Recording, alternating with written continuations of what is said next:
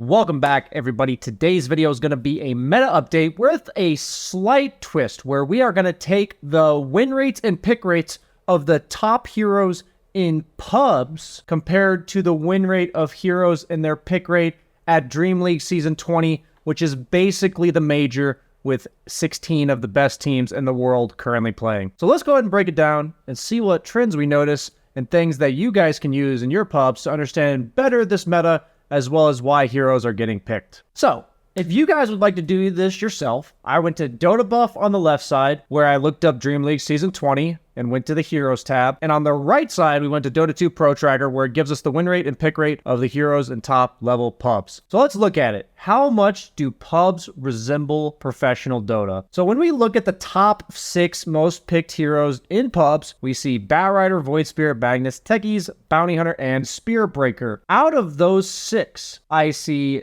Batrider at 7th. I see Void Spirit at number 1, Magnus at number 2, Techies at number 4, Bounty Hunter, we need to scroll down a little bit for him, who's like all the way down here, only getting picked 10 times, and Spirit Breaker, who's all the way down at like 15. So there's something that a bit of a common trend here. So first and foremost, when we compare the win rates, all the heroes here in the pubs have a positive win rate except for Magnus. And all of them are sitting at like a healthy positive win rate, more than 52%, Batrider and Bounty over 54%. And when we look at professional Dota, all of these heroes are showing the same trend. Void Spirit above, Techies above, Spirit Breaker is actually below 50%, Bounty Hunter is also below 50%, and Magnus is right about at 50%, similar to here. So what's interesting about this to me is out of these 6 heroes, Bounty Hunter and Spirit Breaker are the 2 less valued in pro than they are in pubs. And I think that one's kind of obvious when you think about it. What do these heroes do? They capitalize on people who are by themselves getting picked off,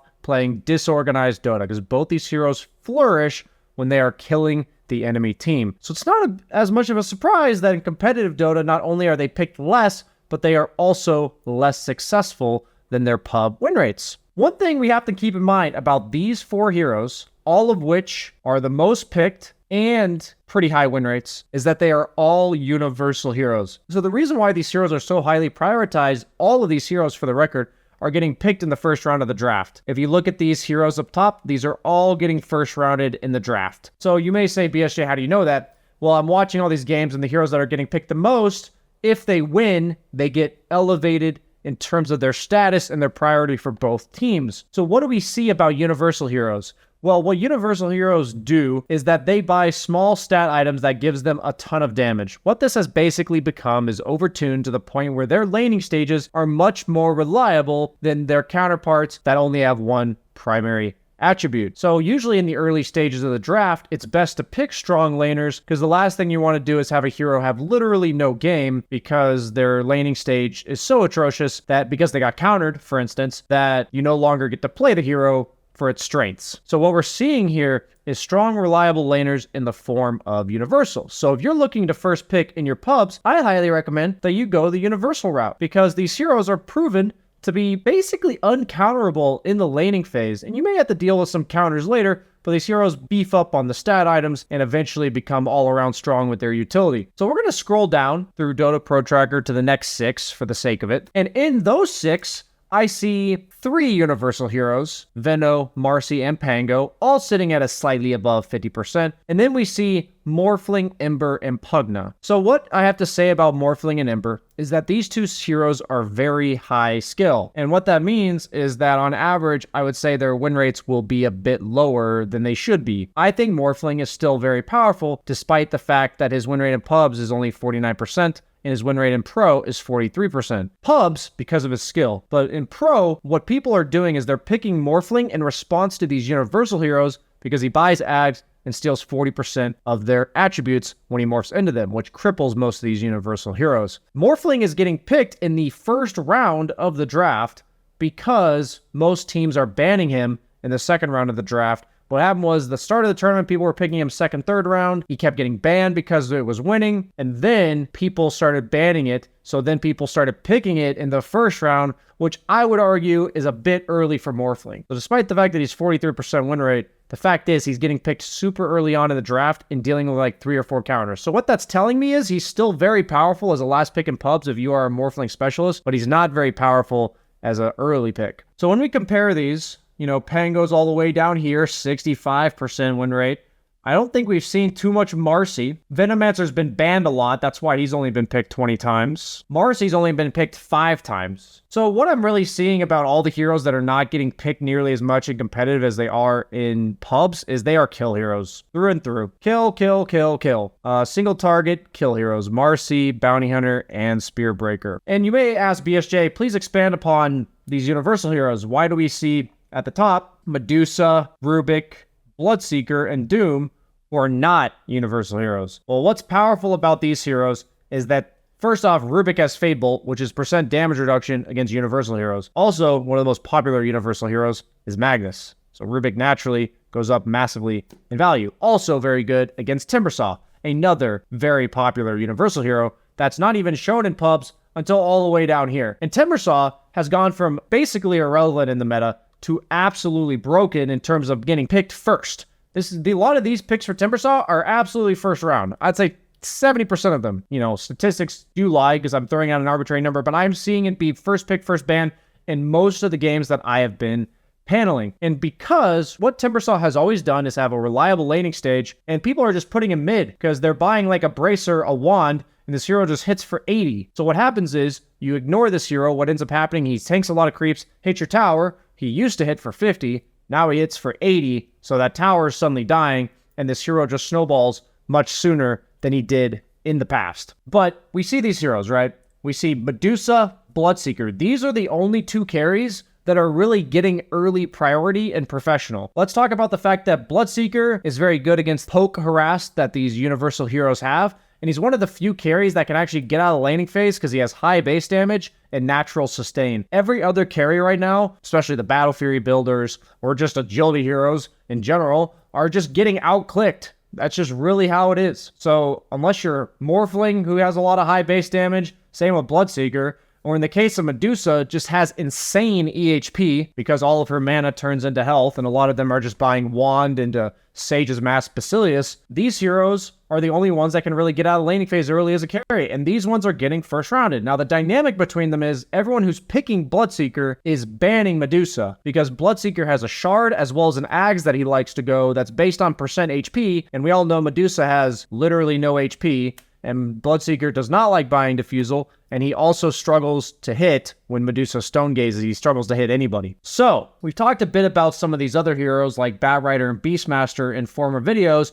but we see that their win rates are not all that high, but they're also getting first picked. I would just say these heroes' win rates are a bit lower because their laning stage is less reliable than the others. But if these heroes get online, they're just as terrifying as all these other universal heroes. So some heroes that have kind of come out of nowhere this tournament are Enchantress and Shadow Demon. Now, what is so powerful about these 2 heroes? They have one thing in common. They both have a Dispel. People are buying a ton of buffs. We talked about Solar Crest, Drums, Crimson, Glimmer Cape, Pavis, and in general, just heroes like Bloodseeker having Blood Rage and Magnus having Empower. These heroes are just naturally more powerful because they have a Dispel. And compared to the other heroes with Dispel, like Oracle, these heroes are much more aggressive with their Dispels, and that's what we're looking for most importantly is aggressive Dispels rather than defensive. That's also part of the reason why Nullifier is such a strong item right now, because Dispels are so important against all these buffs people are putting on each other. Another hero that's like kill-based that we see over here is Clinkz, Slark,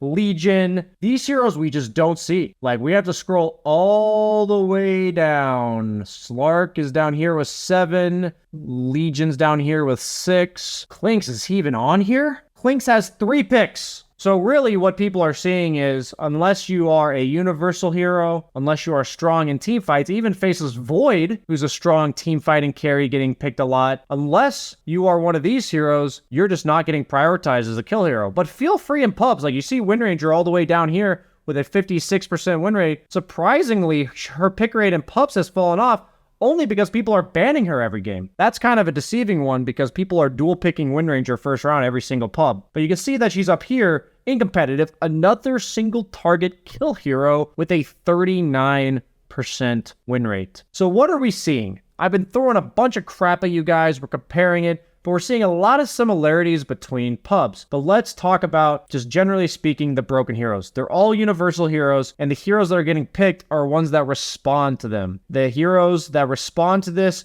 in the form of the safe lane are Sustain from Pugna, Strong Laning from Silencer, and the buffing up from Lich and Undying. These are babysitting 5s that are getting picked in response to these insanely strong harassing offlaners with like Backrider support, Techie support. What we're seeing in the carry role, for instance, is Bloodseeker Medusa, and then heroes that are good versus Bloodseeker Medusa, Faceless Void being the number 1. So if you're having trouble with Bloodseeker and Medusa as Faceless Void, or if you're having problems with those heroes in your pubs, Faceless Void's super good against Bloodseeker because he can time walk off the Rupture and he's invulnerable. He can also kill Bloodseeker in a Chrono, and then he's good against Medusa because he has innate sustain that is not built around lifesteal. He can force her to use spells and then disengage and eventually kill her team around her with Chronosphere. One hero I'd like to highlight in this tournament is Anti-Mage, with a 90% win rate in 11 games. What that's saying is he's still as powerful as ever against Medusa. That is when he is getting picked, pretty much exclusively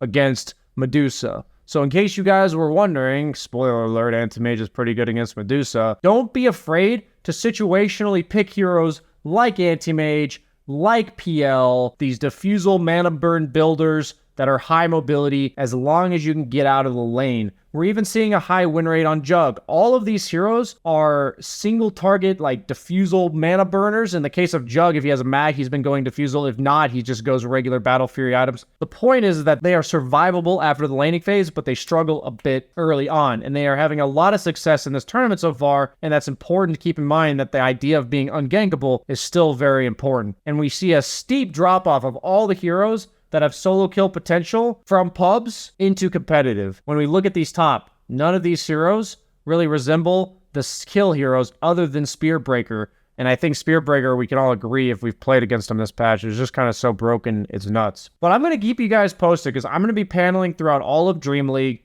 where I'm going to be basically forced, in a good way, to watch all the competitive matches and talk to you guys about exactly what's going on with what these pro players are picking and how it can apply to your games. I hope you guys enjoyed this video. Let me know what you think in the comments. Thanks for watching. Like, comment, subscribe. See you guys next time.